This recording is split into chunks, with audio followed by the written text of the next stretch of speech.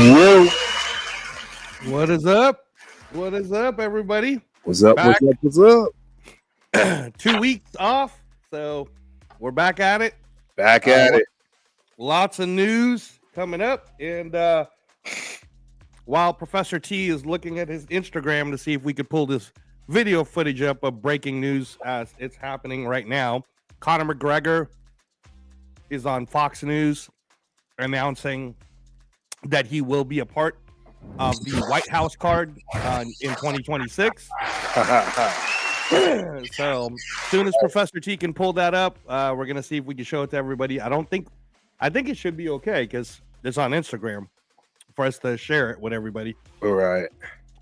In the meantime, this week has been a lot of news. Dana White started it off by talking about Zuffa boxing and the deal of free boxing back on CBS and Paramount Plus. Hey. There will be 12 fights, so I've been going on all the different shows talking about it. I was on ATP Combat Media with Claymore Rain and Ray Davis earlier this morning. Everybody at the Hangout spot with Johnny is talking about it. So just about every outlet is talking about Dana White nowadays and Zuffa boxing. Yep. 1 second, I'll be right back. No problem. Not to be left out of place, everyone who's listening to us right now on the Knockout Canvas on YouTube, Instagram, TikTok, or whatever other social media groups you guys listen to us on. I'm assuming X also. Yeah, but glad you said that because I gotta get X. Okay. And then Professor T's working on that live from Conor McGregor, Fox News. It's a 60-second little clip that hopefully we can share with everybody. But not to be left in the dust, Matchroom Boxing over the weekend announced their new partnership with Jay-Z and Rock Nation Sports to bring both live global music and live boxing together in one spot. So that's something fun. And Eddie Hearn, again, Matchroom is continuing to grow. So boxing is in a great place, but I think that combat sports in general is in a great place. We're moving into a 2026 where it's going to be free. And again, to all the people who in Raider Nation, this is a stab back at Raider Nation. For anyone who was calling me crazy and said boxing is dead, well, guess who was wrong? Wasn't me. I guess Professor T was so dead that it's gonna be free on CBS and Paramount Plus. So yeah, I'm excited about that, bro. It's time that we got boxing back. It needs to get back to the forefront. We know it's going to take some time, right? It's not going to happen overnight. But we're heading in the right direction now. We're definitely heading in the right direction. Definitely with all of the different moves starting to feel like it's happening overnight because it's only been 2 years since Turkey took over the project. And Saudi's been funding everything. Yep. So, yeah, man. No, this is insane. What do you think about that whole live music between Rock Nation and Matchroom putting boxing and live music together? I have a feeling that is going to be a huge hit. It's going to put all the right people in the room. You know what I mean? And create the mix that's necessary in order to have an entertaining, event just across the board in general. It's my 2 cents. Right. Well, it's exciting because I think we're going to see glimpses of it on the next fight, which is next weekend, not this coming weekend. We'll talk about what's happening this coming weekend. But October 11th is Jaron Boots Enos making his first. That's right, ladies and gentlemen. Jaron Boots Enos, the unified 147-pound champion, the Ring Magazine lineal 147-pound champion, is making his first campaign to move up in weight to the 154-pound weight class, and he's fighting the number 10 ranked in the world 154-pounder Uisma Lima, who's really strong, man. Super strong, kind of like Stan Jonas, but bigger. So it'll be an interesting test. It'll be an interesting fight. Again, 154 and 147 is light years away from each other for you guys who don't understand boxing. That we're not even just talking about pounds here. We're talking about just weight, right? Muscle difference. Like there's so many different things. And 154 in the current climate of boxing is not only the most dangerous of all the weight classes at this point, but it's also the glamour division of this point, because we have Sebastian Fundora, we have Xander Zayas, who, by the way, that was news last week too, that we didn't get to break with you guys. Xander Zayas signed with Bad Bunny, who is the Super Bowl. Bad Bunny's global company does sports, and he has like Fernando Tatis and a few of the other Puerto Ricans and Latin athletes, and now Xander Zayas, who's only 21 years old, he's a part of Bad Bunny's group now. So don't be surprised if you see Xander Zayas in the Super Bowl, man. Don't be surprised, right? So everything's coming together for boxing, and again, at the 154-pound class, we got Xander Zayas, we got Abbas Baru, who just scored that upset on Yoenis Tellez on Jake Paul's card, right? We have Sebastian Fundora, who's fighting Keith Thurman at the end of the month here in Las Vegas, right? That's gonna be a fight. Right? And then we have the Boogeyman. Everybody, Halloween is coming, y'all. And everybody knows that at 154-pound, you might catch a Bakram. And that's Bakram Murtalazayev. For you guys who don't know who that is, look him up. He is the Boogeyman. Everyone is scared of Bakram. And then let's not forget, November 8th, Fort Worth, Texas, just a stone throw away from Turf's house. If he could actually get in the car and drive over there, at Fort Worth, Texas, you're going to see Virgil Ortiz versus Erickson Lubin. And the co-main event of that's pretty awesome with Floyd Kid Austin Schofield fighting Jojo Diaz. So it's a great card. I know I would go if I was in Texas. But that's November 8th. So again, in breaking down 154 pounds, there's not only so many names that everybody's going to get to really know more and more and more as we go along, but these are legit world champions. There is no lineal champion per se, right? Who's the real king of 154? We're still looking for it. And Boots is throwing his name in the hat. Now, I say that to say that next week in Philly, October 11th, is probably going to be one of the first times you see a Rock Nation introduction to it all, right? Not necessarily a concert. I'm just saying that because they just made the announcement last week, maybe Jay-Z will show up. Like, I don't know who's going to show up to Philly. All I know is it's going to be a packed house over there at Wells Fargo, I think, in Philadelphia. If you guys are near the East Coast, you should definitely go to the Jaron Boots Enos versus Lima fight. The undercards are pretty amazing. And yeah, man, boxing is just hot, bro. Boxing is hot. So any chance on the Instagram yet, or are you still playing with some stuff there? Trying to just get it up and running, actually. Okay. Yes. Something's not running. Is TikTok running for us right now? TikTok is running. Perfect.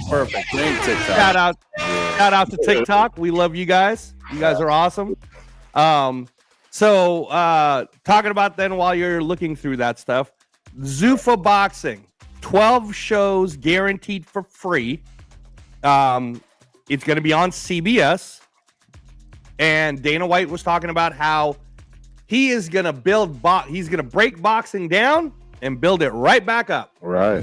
He's not going to deal with any of the sanctioning bodies. So Zuffa Boxing will absolutely not recognize the WBC, the WBA, the IBF, or the WBO. They're like, nope.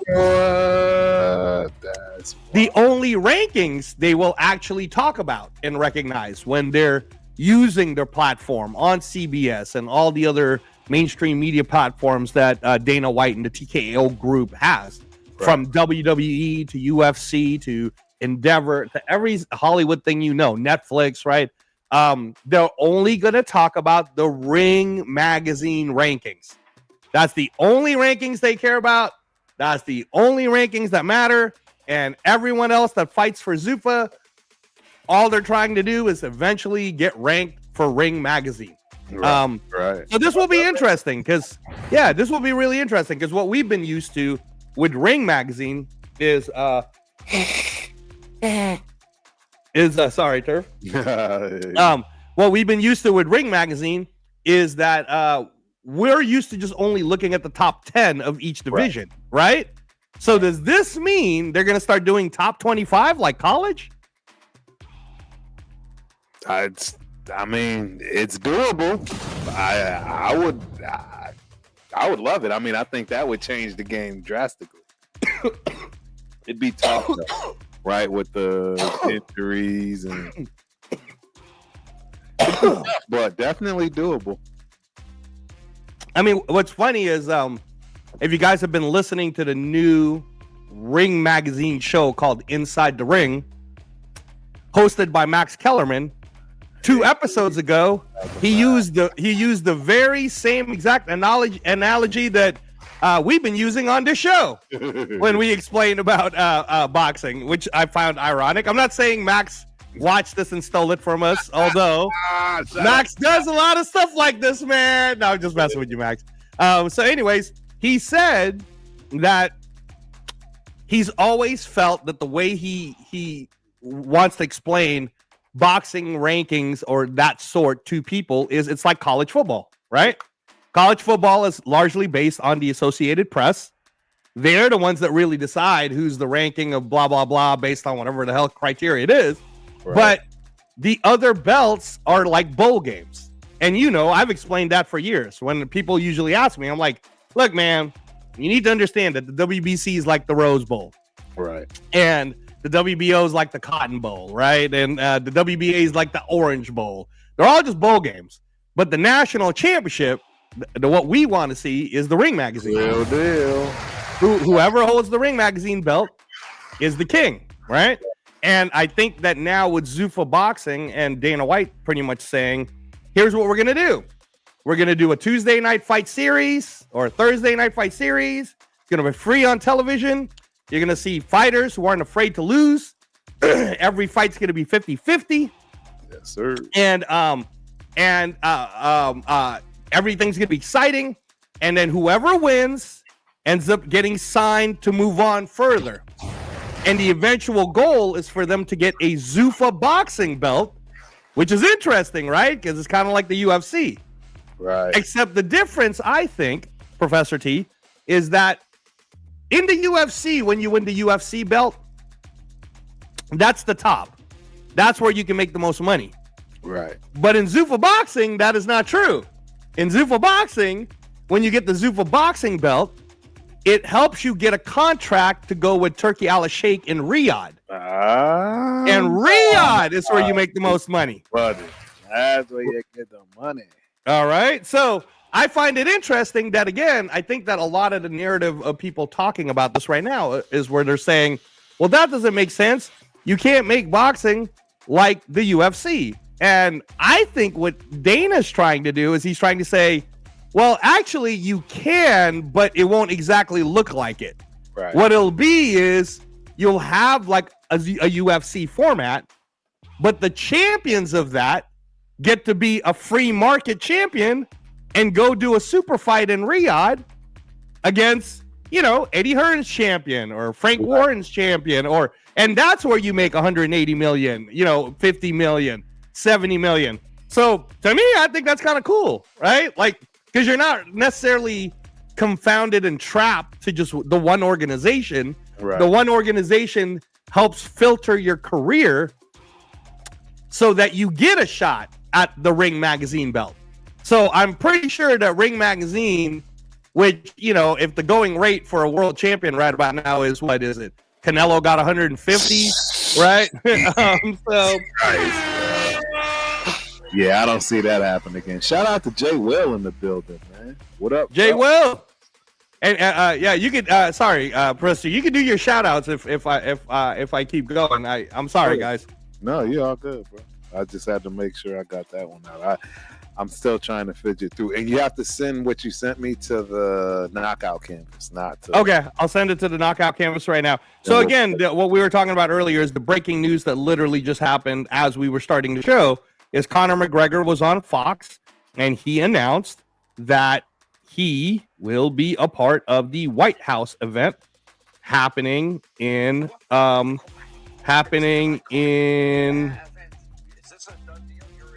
just sent it to you. Happening at the White House. I believe it's either in July or June. Dana White's already talked about it in terms of the event. And this is Conor McGregor going on to Fox News talking about it, because the interesting thing is Conor kept saying that he's negotiating with the president.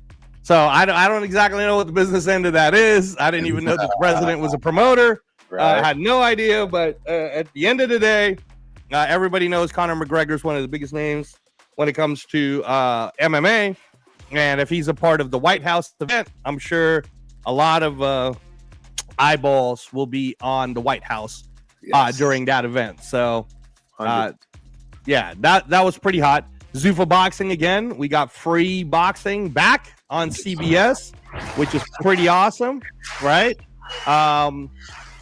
Again, we covered that Eddie Hearn is working with Jay-Z and Rock Nation now, which that's pretty awesome. And then, we got to talk about what's happening this weekend. This is one of those shows where I wish Nabiel was here to talk about it, because is this something we can watch? What's that? Is this something we can watch live? Oh yeah. Well, I mean, it's on Instagram, and it was re-shown on Instagram by Happy Punch.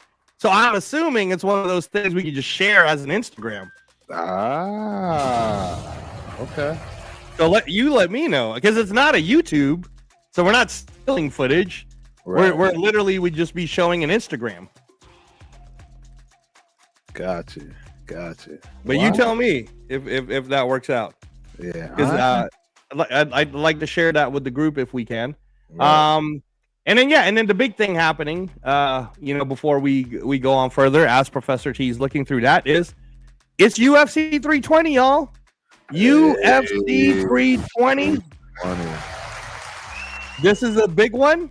Again, for everybody who does not know this news yet, UFC and all of their pay-per-views and events will be 100% free starting January of 2026. But in the meantime, this $80 pay-per-view, which is still an ESPN deal, is on ESPN, ESPN Plus. But again, if you go to your nearest Dave & Buster's, or there's places in Texas, there's here in Las Vegas, all the Station Casinos show it for free. So you can pretty much watch this for free somewhere. Somebody's going to have it somewhere for free.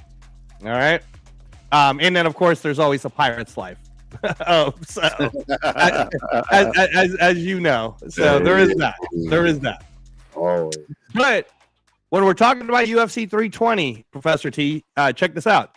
Main event, rematch between Alex Pereira. Yeah. Former champ at 205. He wants his belt back, baby. He wants his belt back against that Russian who beat him, Magomed Ankalaev. A wrestler, Russia versus Brazil, and probably one of the best knockout artists we've seen in the UFC history. So that's the main event. The co-feature, because I can't even call it a co-main event. I think it's like a double feature.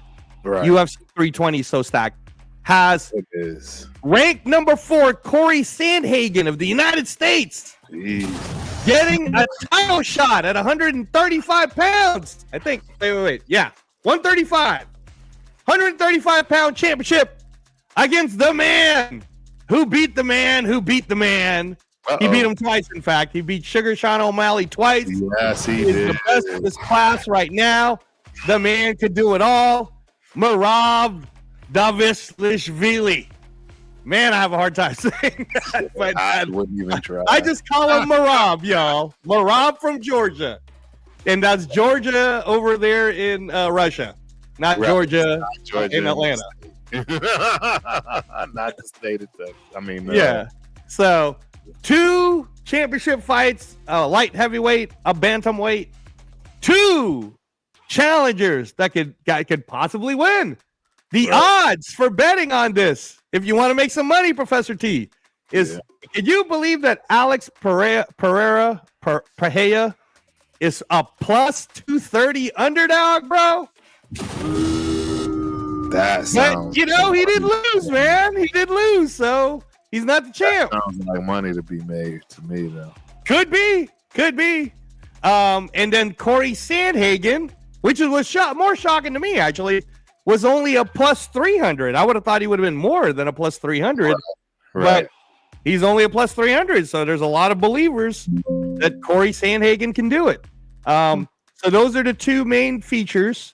And then on that main card that you have to watch, and again, like I said, if you don't want to pay the $80 pay-per-view, no problem.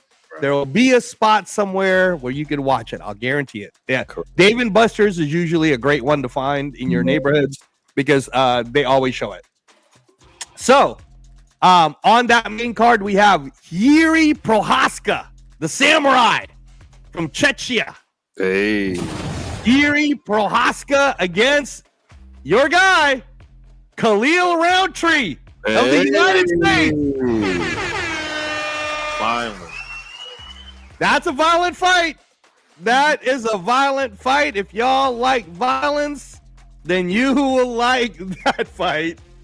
I mean, man, I can't even tell you how violent that's going to be. I honestly don't. You know what I would bet on that, guys? I'd bet the under. I don't know what the under is, but I don't think that sucker's going to distance, man. I don't know, though. 3 rounds. I don't know. 15 minutes. It could. Hard to say. Hard to say if it'll go to distance. Very hard to say with that one. Hello to Kukri. Thanks for joining us onto YouTube. Appreciate you. I'm trying. I got a different laptop. I'll be honest. Shout out to Turf and his adventures.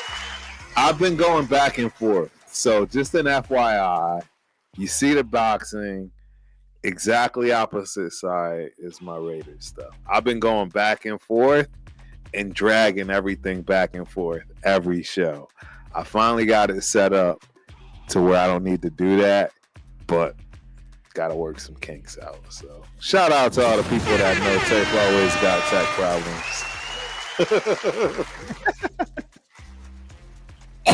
So hopefully you like the show. Hopefully it looks good, right? Hopefully. Yeah. No, we're still working out the kinks, still working out the rhythm of everything. Right. And again, we're trying to, give you all the news. At some point here, Professor T is going to get that Instagram up, and hopefully we can show it to everyone. So I'm pretty sure that if we share Instagram, we don't get in trouble. Because I saw a bunch of other content creators doing it. If you share it on Instagram, even if it's a video, I'm pretty sure you don't get in trouble. Right. I mean, I don't know. So maybe that's what my problem was. I see. All I know is I see people doing it all the time. So if they can do it, why can't we? Right. So anyways, those 3 fights are a banger for UFC 320. And then on the same main card, Professor T, you got Josh Emmett at featherweight versus Youssef Zalal. That's a pretty good fight. I mean, Josh Emmett's gonna be the underdog on it, but Zalal is ranked number 9 at featherweight. Emmett's number 8. Ironically, though, Emmett's plus 330. Man, I don't know. That sounds like pretty good money. I mean, the kid from Morocco is pretty good, Youssef, but I don't know. Anything can happen in MMA, man. Anything can happen in MMA. Yeah. Hard to say. And then the opener of the main card of UFC 320 is a middleweight bout. 185 pounds between Abus Magomedov from Germany, who's the underdog. He's the underdog. Ranked number 14, Turf. He's the underdog to Mr. Joe Pfeiffer of the United States. Hey. Another U.S. Joe Pfeiffer, man. I mean, Joe Pfeiffer, he got them. What is he now? 9 wins by knockout, 3 wins by submission, Right. 7 first round finishes. Jesus. The body bags, Joe Pfeiffer. I don't know. We'll see. We'll see, man. We'll see. I like this main card flavor of U.S. versus Germany, U.S. versus Morocco, U.S. versus Czechia, All right. USA versus Georgia, and then Brazil versus Russia. All right. But it's basically USA versus the world, and then it's Alex Pereira at the end. So, and then of course, as you know, it's all free on ESPN for the prelims. Great preliminary bouts coming up, which if we have a chance to talk about that a little later, we will. There is a kid on the preliminary bout, the opener of the prelims. This kid by the name of Ju Sang Yu, or I'm pronouncing it wrong probably, but YOO, Ju Sang Yu from South Korea. They call him Zombie Junior, Professor T. He's Zombie Junior at 145 pounds. That says a lot. Hey, man. 4 wins by knockout, 1 win by submission, 4 first round finishes. Yeah. He's 9-0, undefeated. I don't know. Pretty scary. I like Ju Sang Yu. Sounds like a Korean dish. I like the name. Yeah. I'm probably saying it wrong too, man. It's spelled like Jo Sang Yo, but I don't know. I'm probably saying it wrong. I'm sorry, I'm butchering it. to Zombie Junior. Zombie Junior's got a tough opener though. He's fighting Daniel Willie Cat Santos. 6 wins by knockout, 2 wins by submission, 3 first round finishes, 13-2. You know, tough opener. I still think that and again, this is crazy, Turf. Juo Sang Yo, Zombie Jr. is the underdog at plus 120. So I don't know. I feel like they're just giving you free money, dude. I don't know. That sounds. That's like free money. I mean, I would definitely bet on the undefeated guy. Yes. You know, just because. So it's just what you said. It's free money. I mean that. Yeah. Have to be flukish. You know what I mean? Something flukish to happen. I mean, I get what they're saying about Daniel Santos because he is experienced and he is good. He doesn't suck. That's why, you know, they're opening in the preliminary bout. But I'm just saying, man. Right. Zombie Jr., dude. Joe Sang Yo. Joe Sang Yo. I don't know. I'm feeling Joe Sang Yo on this one. So. What I'm not feeling is I can't get on TikTok. Man. Oh, no. That's our favorite group. It is, and I don't know what's happening, bro. The TikTok group, they shut down Professor T. They were like, you missed it last week. We're shutting you down. I don't know what is going on, man. This is driving me crazy. No. Crazy. Okay, here we go. Let's see. Camera ad. So, that's UFC 320 coming up. There is boxing for you guys who are diehard, hardcore boxing fans in Glasgow. Frank Warren is doing a show this Saturday morning. It will be Willie Hutchinson as the co-main event versus, hold on just a second. I will give you guys the exact details. I don't like it when I don't give you the exacts. Willie Hutchinson versus Mark Jeffers, which is going to be a great fight. That's the co-main event. That is a good fight. Yeah. And then the main event is Nathaniel Collins versus Cristobal Lorente. So those again will happen at 2 p.m. Eastern time. So you already know, what is that? 11 a.m. Pacific in the morning on the Zone, again for free. If you want to get your UFC fix, that starts as early as, let me check my time, 3 p.m. Pacific time, early prelims on UFC Fight Pass. I believe you could also watch it on ESPN Plus. A lot of good fights happening on that card also. And then, yeah, man. And then, you know, on top of, actually today, and you probably missed it, Professor T, But there was a fight in Nigeria today, man. On the zone for free. There was an event. We're doing it in Nigeria. Yep. It was let me give you the results of that one. But it was it was Amir Khan Promotions. Okay. Brandon Glanton defeated Marcus Brown via TKO round 6. That was in the afternoon. And then a lot of the there was a lot of good undercards on that fight too. So if you guys want to go on your DAZN app, it's free. You can look it up. It was the Amir Khan Promotions fights in Nigeria. They had like concerts and all kinds of stuff.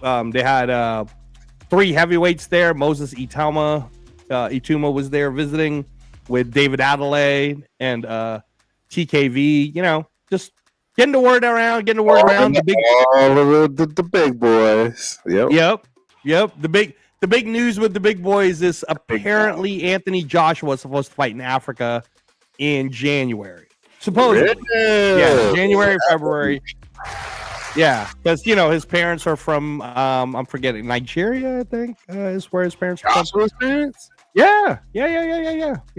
He's totally got family roots in Nigeria, and I think it's in Nigeria. But it's definitely in Africa because he goes to Africa all the time.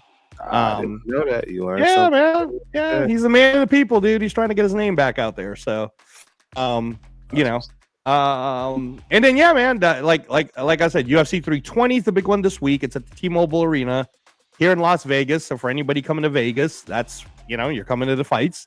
I mean, you sure as hell aren't coming for no Raider game. I'll tell you that. Shots fired at my own team, y'all. I'm sorry. Right. That Raider game last weekend looked like a Bears game. We might as well have called it Soldier Field, but deservingly so. Our team right now is no bueno, man. No bueno. Them tickets for October 12th for the Titans better be like a $10 ticket, because I know there ain't no fans from the Titans, and there's Raider fans, but man, y'all can't be selling no $300 tickets to no Titans games. No. Come on now. Absolutely not. And we are finally live on TikTok. Yes! Piling in. Man, thank you. All right. Ladies and gentlemen of TikTok, welcome to the Knockout Canvas. Thank you so much for joining us. You're our favorite crew. We love everybody, but we love you most. TikTok. Let's see. I'm gonna try to share. Breaking news: TikTok. Conor McGregor announced that he will be on the White House card.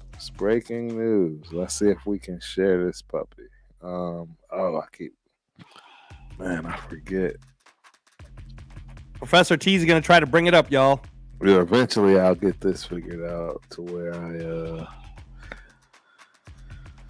I get used to using different laptops. That's chats. And then TikTok on other things that we covered today. UFC 320 is happening this Saturday in Las Vegas at the T-Mobile Arena with an amazing fight card headed by Alex Pereira in his rematch against Ankalaev. That will be a banger. And then Mirab Davishvili, the champ who beat Sugar Sean O'Malley twice, defending his belt against the American. We got it up, man. We got it up. So we got it up. Nice. All right. So there it is right there. You can see the picture. And there it is right there. Iconic event. Is this a done deal? You're in? Done you made deal, a deal? signed, delivered. It ain't a negotiation. Wow. It's a done deal, signed, delivered. McGregor will compete in the White House alongside the President Trump's administration. I was there in the Oval Office. I met him. I have an awareness now of the surroundings that I will face inside this house and during this event, which is very, very important for me to have that one up on my opponent. I have been out of competition for many years. I believe I have a 6-month operation ahead of me to get ready for this, to put on one hell of a show for the American people in celebration of their great birthday, 250 years of independence. We've done incredible business together. I'm the highest generating fighter of all time in the Ultimate Fighting Championship. They've just signed a breathtaking deal with Paramount, where we go to cable TV. $7.7 billion that deal was accrued for, and ready to rock, baby. Bring in the big dog, the Mac G. What better way to come back than such an iconic event? Is this a done deal? You're in? Done You made deal, a deal? signed, There it delivered. is. There it Ain't is. a You guys heard negotiation. it. Wow. We have it. There you have There it. you got it. Right from Dave's mouth, TikTok. Conor McGregor's back. How do you feel about it, Professor T? You know, I'm excited. I mean, he brings excitement. He brings that charismatic person you love to hate, you love to love, and everything in between. He's that dude, man. Shout out to Conor G. He's that dude, man. I'm ready to see him rock, man. Although I think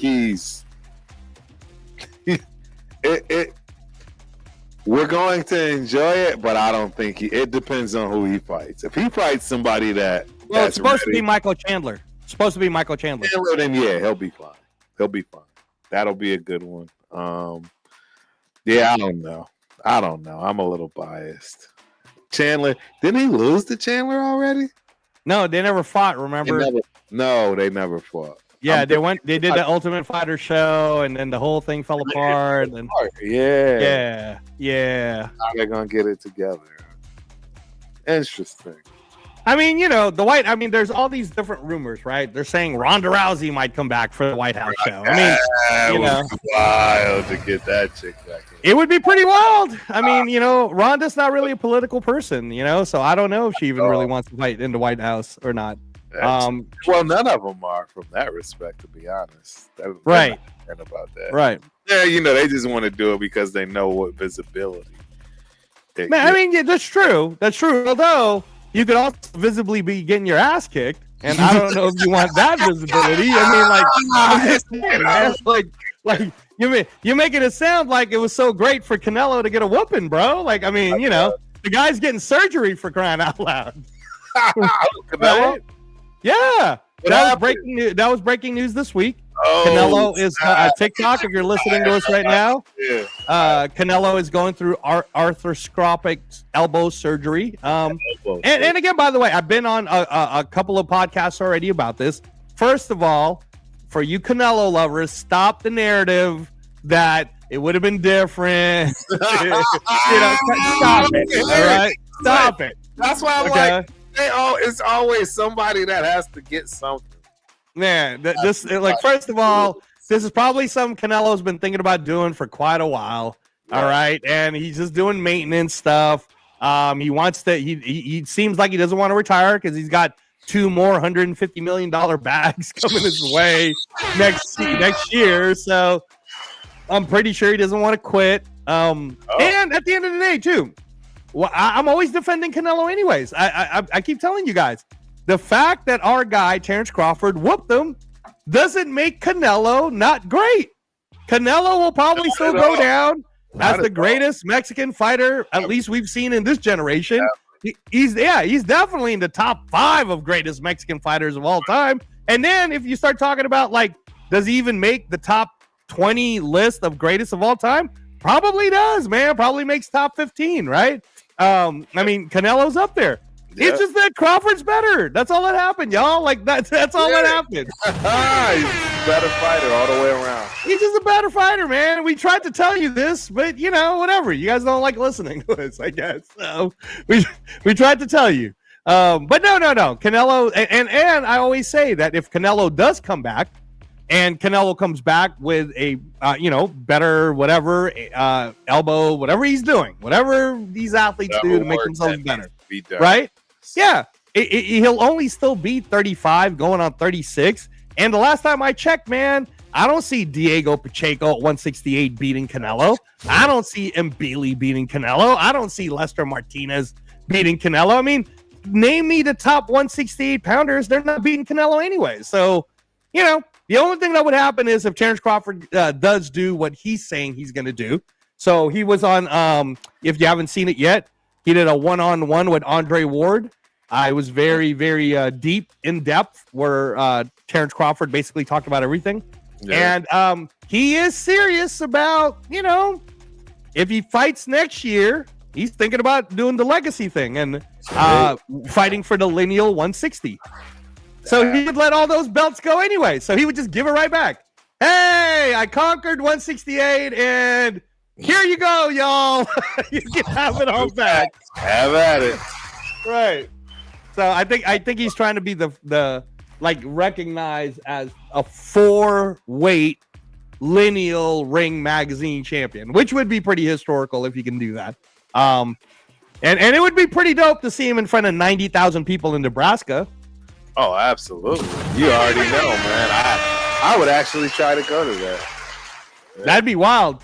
That would be wild. That'd be a wild scene. Yeah, I mean, I don't know if they can pull it off, but Turkey's crazy, man. Turkey's talking about doing Alcatraz next year, so I don't know. Anything's possible, bro. Anything is possible with Turkey with Turkey around. You know what I'm saying? Yes, so yeah, man, yeah. But no, like I said, exciting new stuff to our TikTok guys who are just listening to us now. I did send you one more thing, Professor T, and this is talking about the Zuffa boxing. So as we mentioned earlier to our TikTok followers, that Zuffa boxing will be free on CBS and Paramount. Dana White, he's coming out guns blazing. Me and Professor T were there for the first ever show, which was at the Fontaine Blue. And if it's going to look like that for free every Tuesday night, we're in. I would be there. Oh, my goodness. It was amazing. Dude, I'd buy season tickets. Man, absolutely amazing. Great fights. But can you share that? I sent it to the Knockout Canvas one. It's the Dana White talking about the new rules of Zuffa boxing. Can we show it to our listeners? Yeah. 1 second. So this is Dana White's words. That way you guys don't think it's us saying he said it. This is him saying it. Right. All right. Share. Here we go. New rules. Let's see what Dana's got to say. Never about the money for me. And if we could pull off what I want to do, money is what happens when you do something right. Some people say, yeah, I can save it. And some people say I'm the worst thing to ever happen to it. I have a plan. We're going to start from the ground up. We're already working on a new design for the ring. That meeting was yesterday too. We had a huge design meeting for a new boxing ring. So yes, we will bring lots of different elements to the production and to the sport. And yes, possibly even rule changes. I wouldn't say no to that. All the guys that want to compete with me and all this stuff, I think way bigger than you guys do. There will be 0 changes to the Muhammad Ali Act. We're going to add on to it. Fighters that want to fight under the Muhammad Ali Act exactly the way it is will have that opportunity, or you can bet on me and fight with me under our version of the Muhammad Ali Act. The Muhammad Ali Act was put in place with all good intentions, but I think that it's held the business back. They don't think big enough. I think much bigger than any of them do, no matter how bad they all want to compete with me.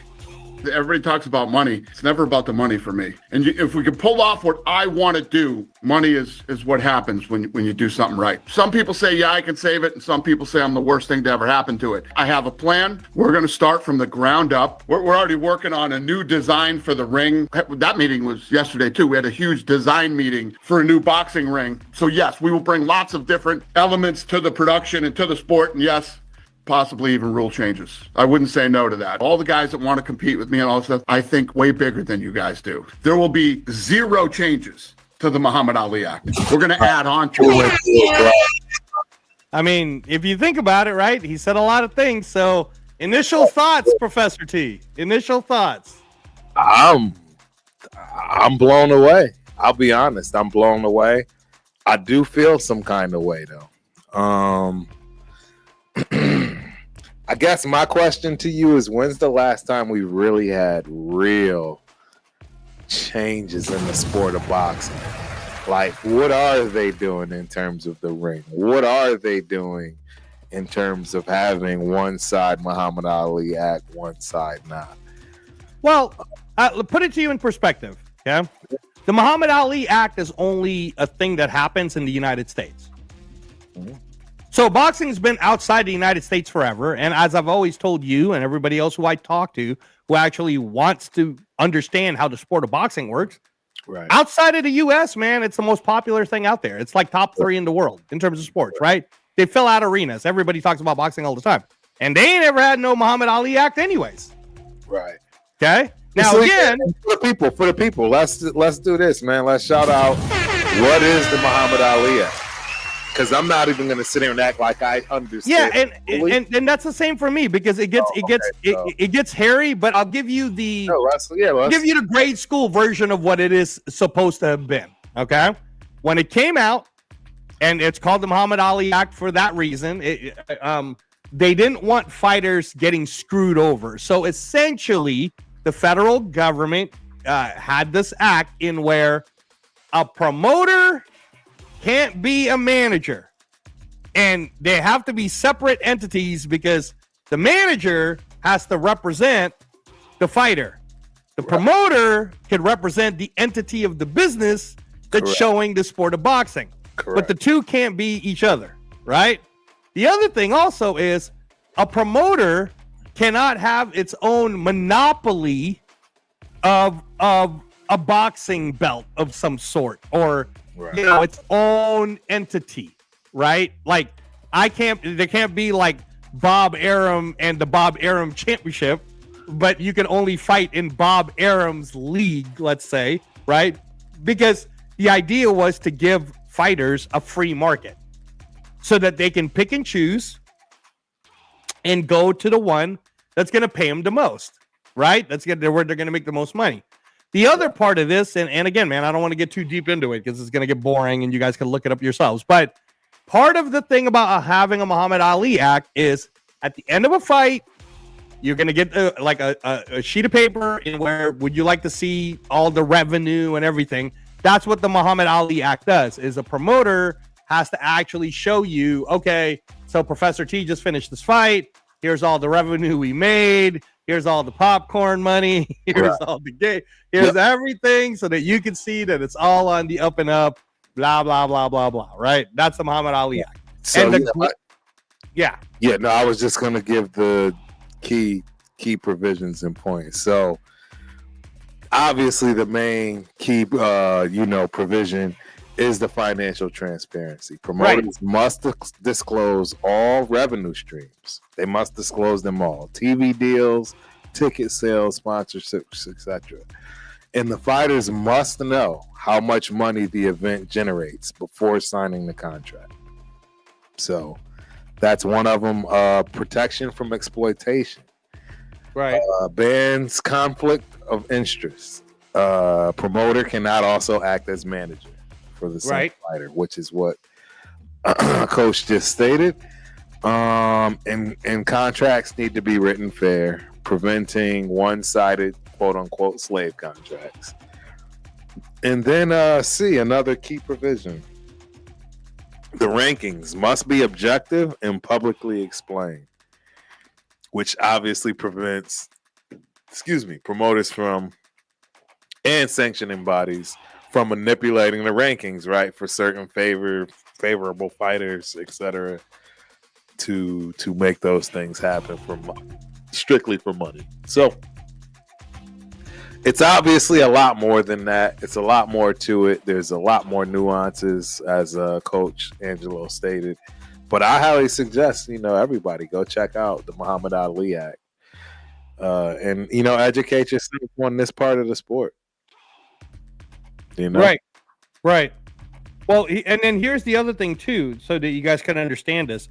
What the big hoopla is that there's a new amendment that's being put out there that Congress is going to talk about. That's going to be an addition or whatever, changes, call it whatever you want to, Muhammad Ali Act. And the reason why it's getting a lot of some people that don't like it is because the UFC currently doesn't follow the Muhammad Ali Act, because the UFC on its own entity is a league. So the sport of MMA, they don't have a Muhammad Ali Act that fighters get paid an amount. That's right. Dana could do whatever, like that whole company can do what they want, and they don't have to publicly disclose jack squat over nothing. Right. You get paid for your work. If you don't like it, you can go fight for someone else. And that's kind of how it is. Now, having said all of this, again, going back to your whole, well, you got, when's the last time we really saw changes, blah, blah, blah. Right. Okay, first off, I think when he's talking about the ring, I don't think he's trying to change the shape of the ring. Right. I think he's talking about doing cool things. Yeah, he's doing cool things to the ring, like cameras and angles and, making it more fan friendly so that maybe the camera angles will be different. Or maybe the judges, instead of them looking up, they'll be somewhere else, right? Or maybe for the first time, which I've always wanted, by the way, Professor T, is a judge should have a freaking soundless visual of the camera angles, all right? So that when they're on his side, yeah, he can see it. But he should also be able to see it on a screen, like in the UFC. Because in the UFC, how are you supposed to judge it if they're on the other side of the octagon, right? Right. And that's what I've always told you, is in a boxing, unfortunately, that's how it works, is I, as a judge, I can only judge what I see from my side. Correct. But if you're doing rope-a-dope on the other side and I don't see it, I can't even judge it. I don't even know if you're winning or losing. Oh, yeah. No, it's a valid I can't do nothing about it, right? But if I have a screen that I can watch, I can be like, oh, I see Floyd Mayweather rolling the punches and whatnot. Okay, I got him winning. And then maybe you'll see a little bit more transparency when it comes to judging that way. I think he's talking about that type of stuff. In terms of him saying that big statement, if you want to go ahead and sign it through the Muhammad Ali Act, it's fine. To which I think, again, we saw the Underdog show. We were there, right? Right. I'm sure they're more than happy to show you, here's the revenue. Right. Here's what happened to, that show. Here's how much it made on the gate. Here's how many people. Turf bought a beer and a popcorn. You know what I mean? Like, they don't care. Okay? That's not like a big arena. That's a smaller venue anyway. Okay? But I think what Dana was saying is, or you could bet on me. Because we're going to do this Zuffa boxing thing. You're going to be signed to it. And where I'm going to guarantee you X number of fights, let's say 4. And if you do well and you keep, climbing up the ranks, I'm going to filter you to go to Riyadh. Correct. Now, if you're a boxer, you have a choice. You can be like, sure, man, I'll be a free agent and I'll fight for you one time. And then I'll go to Top Rank. And then I'll do. Or you can be like, you know what, man, I don't want this fucking headache. I'm just trying to build my brand right now. And you're going to help me build my brand. So let me sign the 4-fight deal with you. Right? So I think that, again, before anyone could really criticize what Dana's doing, just say to yourself, the fact that the man took a sport that at one point in the United States was being called human cockfighting, and it's now being shown on the lawn of the White House and just got a $7.7 billion TV rights deal to be shown for free in 2026. Yes. The guy probably knows what he's doing, man. I'm just saying, right? Look, like, it's a local. and I mean, again, I never want to act like, oh, these poor fighters, they're barely making anything, blah, blah, blah. Because we could say the same thing about NFL players. We could do the same exact thing if we wanted to with NFL. Oh, these running backs, man, they do so much. They should be getting paid for, right? Right. Okay. Right. Professor T, number one, and you know this, you were an athlete yourself, right? Okay. Nobody's forcing you to play. That's the first one. Very okay, true. so if you don't want to fight, then don't. Okay?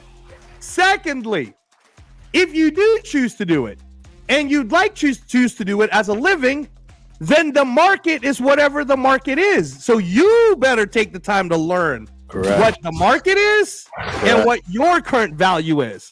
And if you know your current value and you believe someone else could pay you more than Dana White can, then you probably won't sign with Dana White. Yeah, so what's the problem? I don't see the problem here. I honestly, it's the same as Top Rank, Golden Boy, Al Heyman, right? They all fought for, I mean, come on, dude. How many times have we seen all these different guys jump to different promoters? It's all the same. All the same, Professor T. So, me personally, I'm excited. I'm excited to see new blood.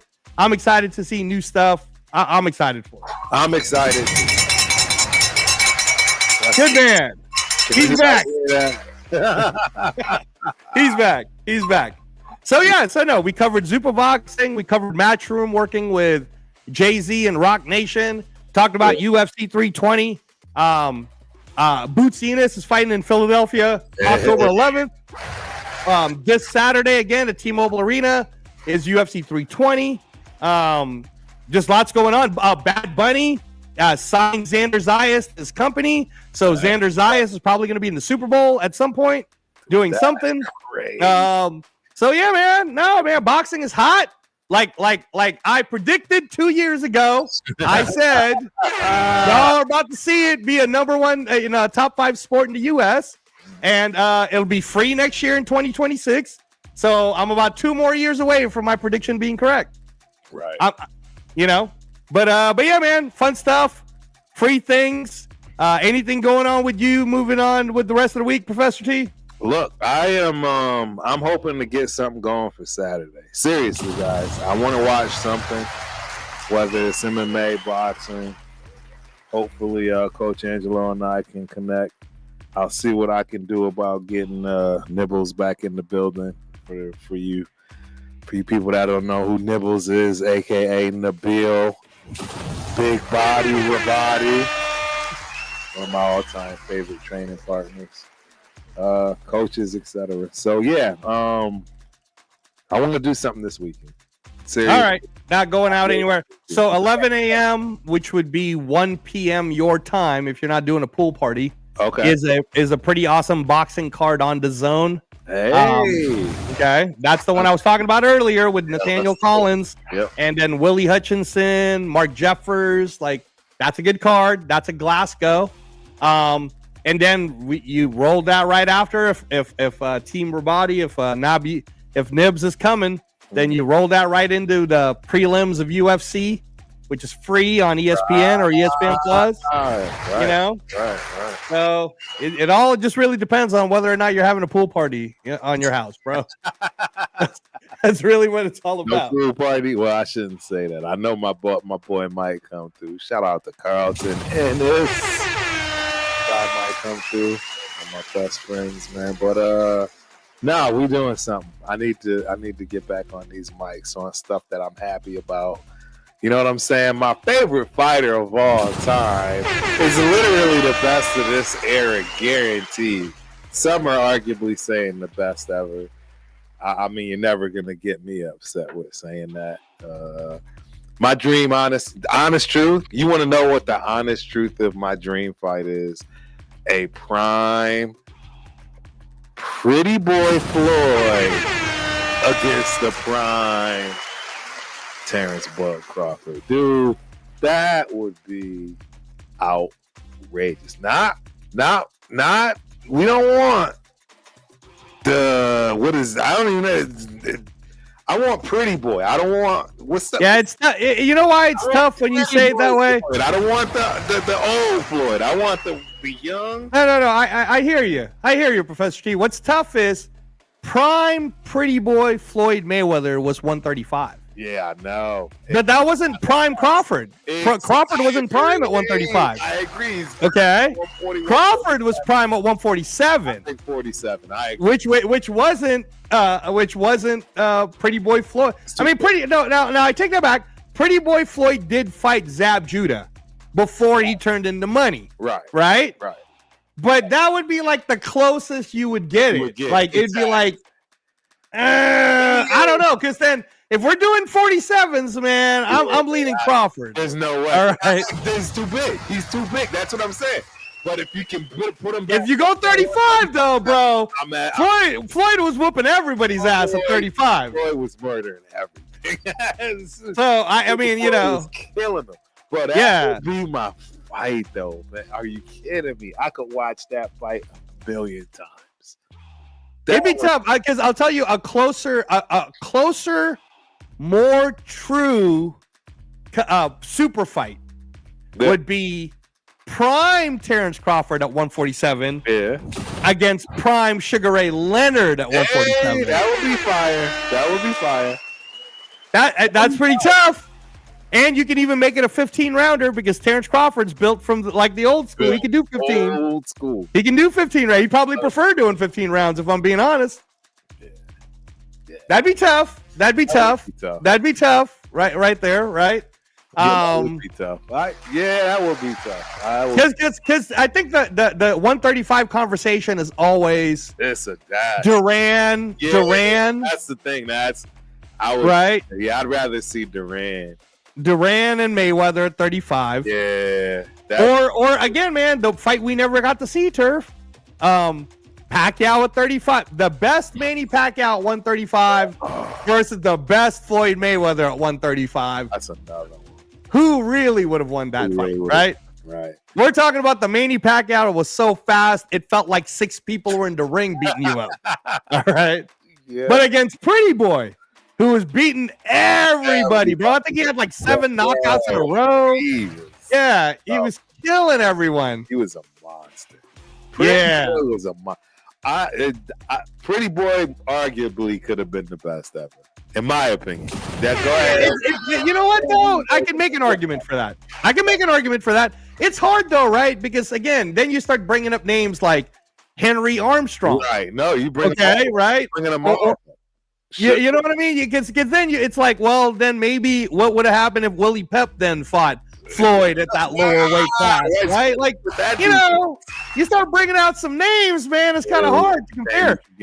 That's why we can only really compare them in their era. Right. And we're very fortunate that we got to see live in this era, the Terrence Bud Crawford era, right?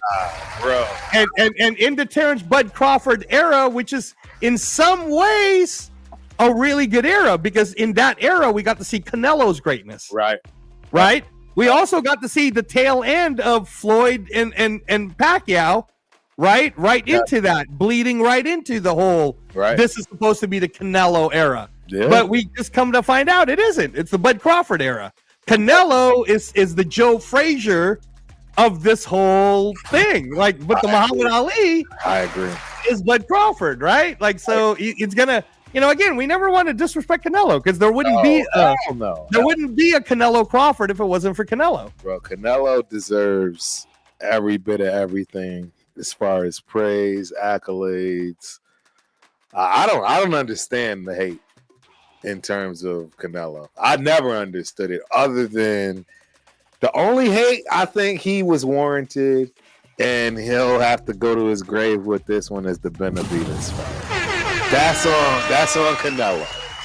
That one, I don't know how he swallows that pill. That would have been like Hagler not fighting Hearns. That would have been like Sugar Ray not fighting. You see what I'm saying? Like, that one he's got to live with. Now that's on him, right? And yeah, but you know what though? If you think about it, like we saw things like that happen. It with even the greats, like Roy Jones never fought Mishashovsky, never went never fought Nigel Benn, never fought.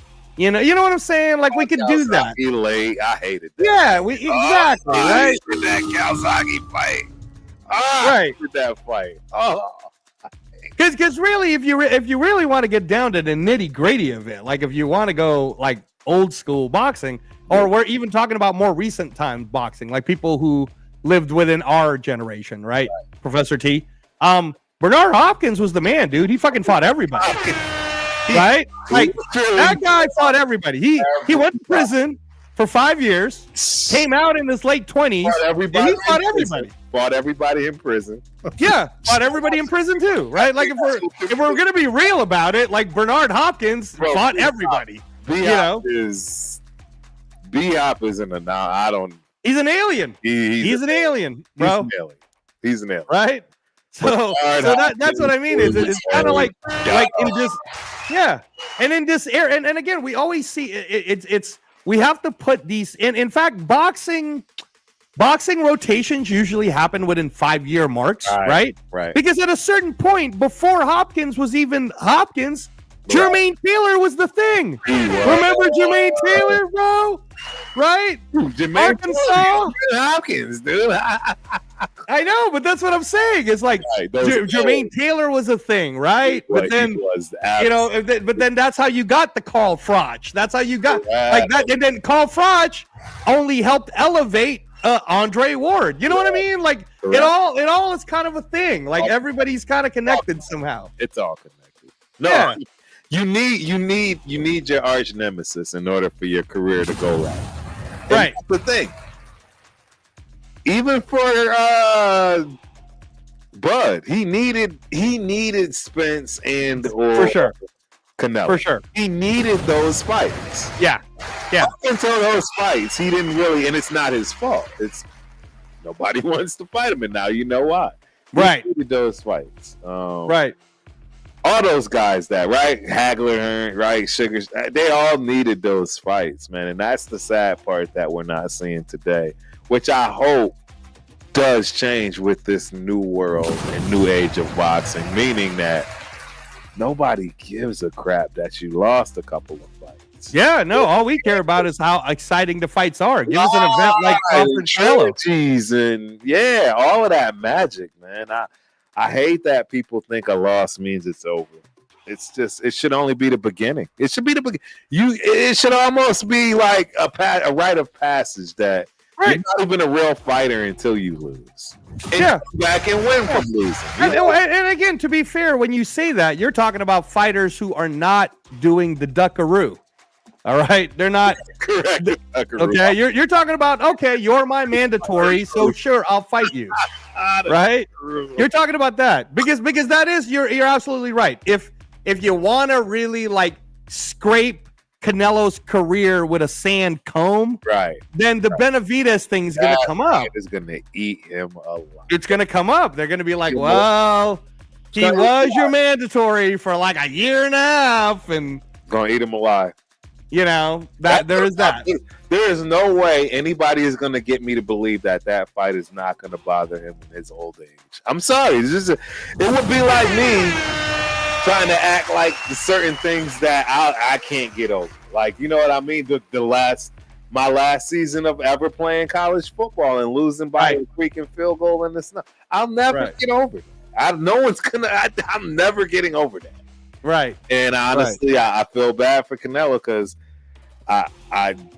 it's the honest only fight that I really truly think that he never ever was confident in. He never ever. Okay, here I'll give you a scenario though. I'll give you a scenario because boxing is fluid, ladies and gentlemen. So I'll give you a scenario, Professor T. It's not guaranteed that Benavidez will beat Yard. No, that's not a guarantee. No. So what if Yard beats him at 175? It's very maybe that's the reason that Benavidez needs to go back down to 168. It's very, very possible. And what would be a bigger money fight still coming off of losses than Canelo versus Benavidez, bro? That would be great. Bro, that fight would be the biggest. I think it's the biggest fight. It's the biggest Mexican fight of all time. You could put one on Cinco de Mayo and the rematch on September for Mexican Independence Day. You'd probably sell 100,000 seats somewhere. For either fight, both of them are sold out. Bro, they would definitely sell out AT&T. They'd sell out Cowboy Stadium for sure. Oh my God, yes. It's always been one of my dream fights because of their styles. We all know styles make fights, right? And honestly, I think Benavidez is just too big for Canelo. I don't. But remember what happened to Roy Jones when he moved up, then he moved back down. Back down, that hurt him. All right, I'm just saying. Even Superman, man, got that kryptonite, bro. And Roy Antonio Tarver asked him that question. What's going to be your excuse tonight, Roy? Roy. Shout out to Tarver. Bro. Oh, man. I'm just saying, man. It's possible. Boxing's fluid. Turkey's got the money. Yeah. Turkey is a boxing fan of the highest regard. He's going to put And if he said, let me get this straight, David Benavidez, you'll go down to 168 if I pay you 150 million. You know he's going. And then Canelo will be like, well, I definitely still want my 150. This could be a $300 million fight between the two of them, man, bro. And honestly, I don't even need an undercard. You don't gotta give me an undercard. No, bro. And that's the truth is, I think you want to. So this is something, man. Shout out to my guy Spence, man. But the reality is, I think in this scenario, until we get it back to where it used to be, less is more, Coach. Less is more, Coach Angelo. I think for the casuals, you're right. Yes, 3-card fight with the 3 biggest fights, like all of them barn burners. I think you're better off than that than trying to get a card for somebody like us. I understand. Now that's for the casuals, though. You're talking about the casuals. I agree. And again, that's what's going to pay the bills, though. We got to be honest. It's not. Well, yeah. Well, I mean, and again, it depends on the market because in Riyadh they want a bunch of fights, okay, and that pays the bills, right? In Japan, they like a lot of fights, right? That pays the bills. In Mexico, so it's really more the U.S. market. But what I will say is this: if you want to talk about innovation, if you want to do a 1-fight thing, I wonder if you could pull this off in a Super Bowl, where the halftime show is like Canelo versus Benavidez. No, it sounds good, but no. That'd be crazy, right? They just roll out a ring. They're and for halftime. An MMA 3-round fight. It couldn't be a 12-round. Yeah. Oh, you don't think so? Because 45 minutes. Well, how long is the halftime show? Isn't it like 35 minutes? It's 10 minutes.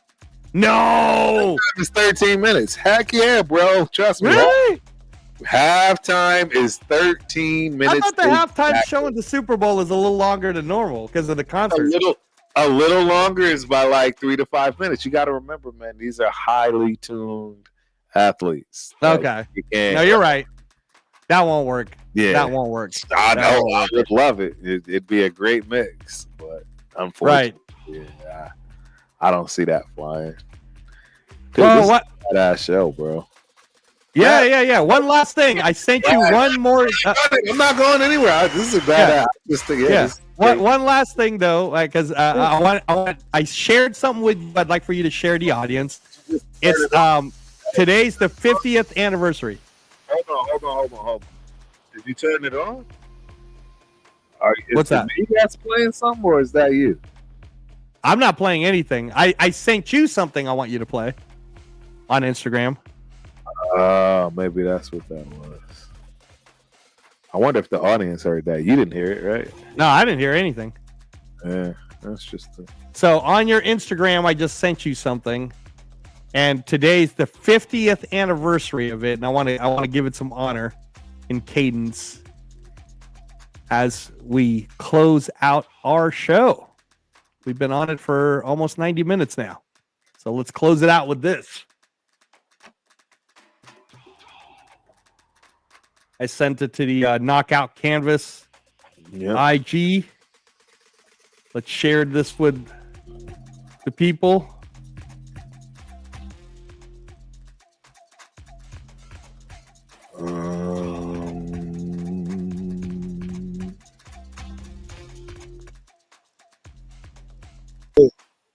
Did you hear that? Mm-mm. Let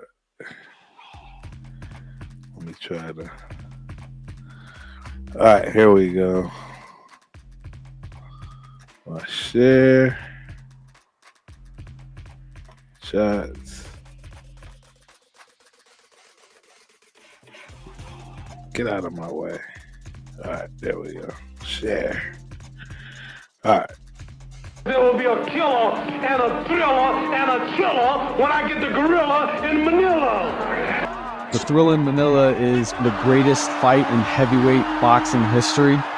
They left pieces of themselves in the ring that night, but their character, their will, their pride, their heart, it was still full. It made for a magnificent display of just how far we will go to accomplish something, to be great. You can see it on him and Joe Frazier. They just went to war. That fight, he said, was the closest he felt to coming to death in the boxing ring. I'm so tired, I don't want to do nothing. You probably saw the last of Ali. I want to get out of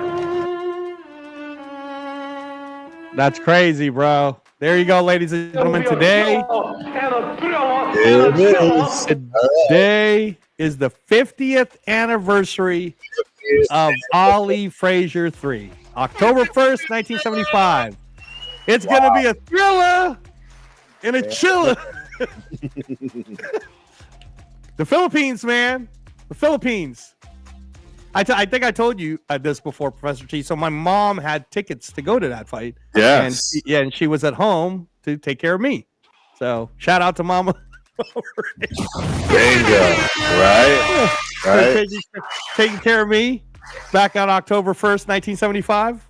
Young old infant Angelo Reyes over there in the Philippines. Yes, sir. My mom's probably sitting there going, I could have been in the fights. Now, honestly,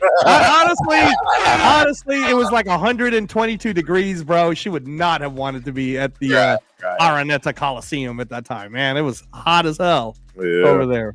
So, but yeah, man. So when you think about that fight, Thrilla in Manila, Joe Frazier, Muhammad Ali, it's always the fight. I always tell people that if I'm trying to get your son to be a boxing fan, I usually go, hey, kiddo, I want you to watch this. Now, if your kid can watch the whole thing, and at the end of it, he goes, I love it, that kid's going to be a boxing fan forever. If he says, I didn't like it at all, he's not going to be a boxing fan. That's how you always know. You show him that one, and then you show him Hagler Hearns. All right. You either love it or you hate it, but then we're going to find out if you love boxing or not, right? So what do you think of Ali Frazier 3 at that time? Man, barn burner. I mean, they are barn burners. That's the fabric of the sport. You know what I mean? That's really what it boils. It's the fabric of the sport, man. Those are the times that no matter how long, right, the sport continues. Those are the ones that are timeless.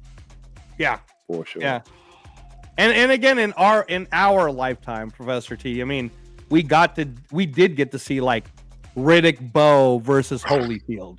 Right, which is insane, right? Like most people don't even understand how insane those fights were, right? Bowe Holyfield, right? Bro, all those major heavyweight fights. Yeah, man, like heavyweight fights, and then even now, as early as just 2024, Fury Usyk was crazy, bro. Fury Usyk is crazy, right? Both of those fights, both the fights they had were crazy, right? And then then you take it even before that, 2019 to 2022, Wilder Fury was crazy, bro. Right? Wild. So, when you think of like back-to-back battles, trilogies, Muhammad Ali in that era with Joe Frazier, Ken Norton, George Foreman, just insane. Right. And as you can see, TikTok is doing its thing already, which means time is up for us, Professor T. The camera is telling us it's time to go. You outstayed your welcome. That's right. That's right. It's all good. I'll flip it to this one. I'll use my other camera for a hot second, if it even allows me to. Let me see. Yeah, there we go.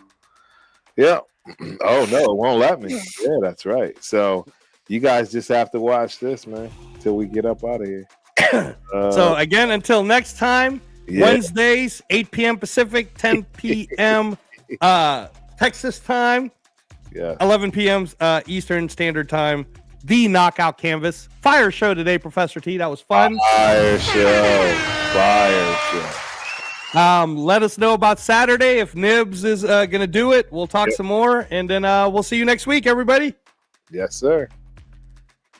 Give me 1 second, and I will get us out of here. Like I say, technical difficulties every once in a blue moon, but we will get this worked out. All right, till next time, we are out. Peace.